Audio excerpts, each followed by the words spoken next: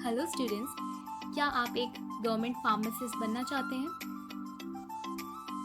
तो आप बिल्कुल राइट प्लेटफॉर्म पर हैं।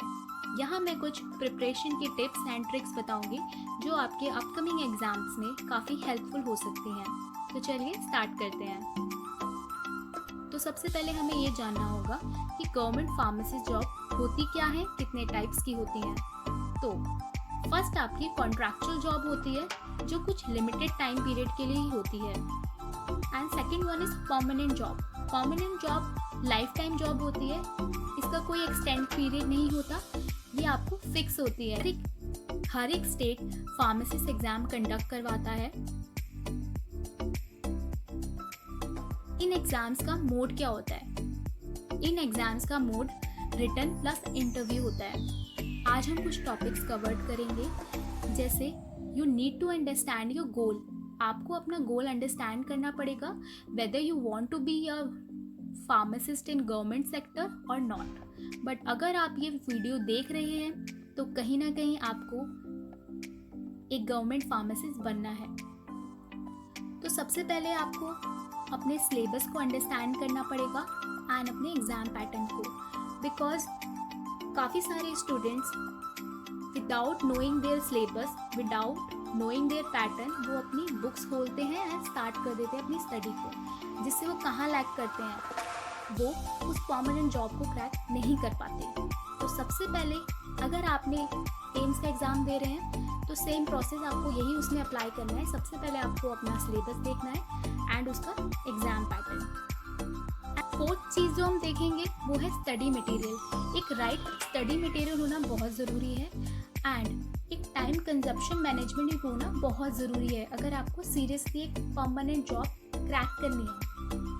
तो चलिए हम स्टार्ट करते हैं। सबसे पहला टॉपिक है हमारा सिलेबस एंड पेपर पैटर्न। सबसे पहले आपको अपना सिलेबस पता होना चाहिए, उसका पेपर पैटर्न पता होना चाहिए and you need to start making strategies.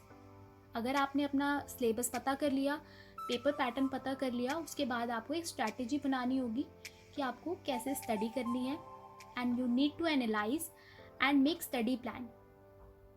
आपको अपना स्टडी प्लान बनाना होगा कि मुझे इस तरह से पढ़ना है।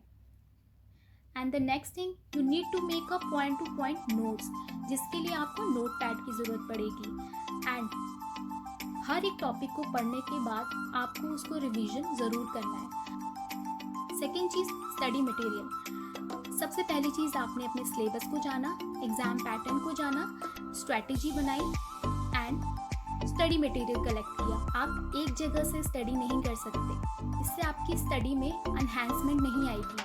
आप एक फिक्स चीज़ पढ़ते जाओगे, उसके आगे पीछे क्या है वो आपको पता भी नहीं चलेगा। तो you need to try to study from a different source.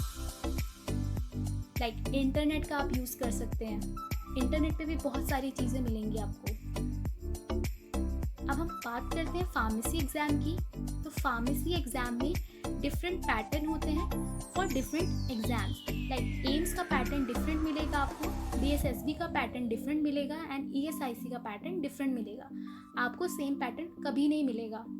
एक फिक्स्ड पैटर्न होता है। अगर आप डीएसएसबी का सिलेबस पढ़कर गए और अप्लाई करोगे उसको एम्स के पेपर में, तो आपका पेपर कभी क्रैक नहीं होगा। तो you need to understand paper pattern. Second thing, pharmacy के जो एग्ज़ाम होते हैं, मैं पर्टिकुलरली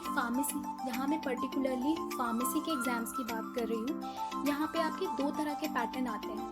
जब भी आप कोई भी फार्मेसी एग्ज़ाम देने जाओगे, किसी किसी पेपर में सिर्फ फार्मेसी रिलेटेड सब्जेक्ट्स मिलेंगे आपको, बट कुछ पेपर्स के अंदर आपको अदर सब्जेक्ट्स भी मिलेंगे। तो आपको इसीलिए कहा जा रहा है कि अपने सिलेबस के पैटर्न को देखो, बिकॉज अगर आप सिर्फ फार्मेसी रिलेटेड सब्जेक्ट पढ़ के गए हो तो आपका पेपर कभी क्रैक नहीं होगा। You need to see syllabus pattern and उसके अकॉर्डिंग आप अपनी स्टडी करोगे। थर्ड टॉपिक है हमारा टाइम कंजप्शन। आपने सिलेबस निकाल लिया, पेपर पैटर्न देख लिया, स्ट्रैटेजी बना ली, स्टडी मटेरियल कलेक्ट कर लिया एंड नाउ उसको अप्लाई करना है। कैसे? By doing time consumption, time management. You need to make a timetable. आपको अपना टाइम टेबल बनाना है अकॉर्डिंग टू यू। सबसे बेस्ट चीज़ यही है कि आप अपना टाइम टेबल अपने अकॉर्डिंग बनाओ, जो आपको सूट करता हो। अगर आपका फ्रेंड जो आपके साथ ही प्रिपरेशन कर रहा है, उसने अपना टाइम टेबल बनाया है मॉर्निंग के 2 आवर, इवनिंग के 2 आवर, ज़रूरी तो नहीं कि वो आप ही फॉलो कर सको। आपका माइंड उस वक्त काम करता है नहीं करता है, ये सारी चीज़ें आपके ऊपर डिपेंड करती है। इसीलिए मैंने यहाँ एक मेंशन किया है line, make the time table according to you which suited you. तो ये बहुत ही इम्पॉर्टेंट पॉइंट है, you need to grasp this. Fix, आप अपने 2 सब्जेक्ट चूज करोगे कि आज मुझे फार्माकोलॉजी पढ़नी है या मुझे फार्मास्यूटिक्स पढ़नी है। दोनों टॉपिक को डिसाइड करने के बाद उन दोनों में से टॉपिक डिसाइड करो and you need to cover that both topics in a 1 day. आपको वो 2 टॉपिक्स 2 सब्जेक्ट्स के एक दिन में ख़त्म करने हैं and you need to make a target of for completion. अब आपने डिसाइड कर लिया कि मुझे फार्मासिस्ट बनना है, मुझे फार्मासिस्ट के एग्ज़ाम क्रैक करने हैं, बट उसके लिए स्ट्रैटेजी भी पता चल गई, टाइम कंजप्शन भी पता चल गई, पर आपको एक टाइम पीरियड बनाना होगा जिसमें आप ये बताओगे कि हाँ मैं ये एग्ज़ाम 3 मंथ्स में कंप्लीट करूँगा या करूँगा। बिकॉज बहुत सफिशिएंट है 6 मंथ। 6 मंथ के अंदर भी बहुत लोग प्रिपरेशन कर लेते हैं गवर्नमेंट एग्ज़ाम्स की। ये सारी चीज़ें आपकी स्ट्रैटेजी पे डिपेंड करती है। टिप्स एंड ट्रिक्स के लिए सबसे पहले आपको एक चेकलिस्ट प्रिपेयर करनी है। मैंने जैसे आपको बताया था कि आपको एक नोट पैड लेना है, एक लिमिटेड साइज़ का, ना ज़्यादा बड़ा ना ज़्यादा छोटा। उसके लास्ट वाले पेज पे आपको एक चेकलिस्ट बनानी है। जो भी सब्जेक्ट आपने रीड आउट किया है या डिसाइड किया है कि आज मुझे कंप्लीट करना है, फिर जाके लिखो और उसके आगे टिक कर दो कि हाँ मैंने ये टॉपिक कंप्लीट कर लिया है इस सब्जेक्ट में से। सेकेंड चीज़, आपको वही सब्जेक्ट पहले पढ़ना है जिसमें आप कॉन्फिडेंट हो गए। अगली चीज़, शॉर्ट नोट प्रिपेयर करने हैं, 1 liner, not a paragraph, only 1 liner आपको शॉर्ट नोट प्रिपेयर करने हैं ताकि आप अपने एग्जाम्स टाइम्स में उसको रिवाइज कर सको।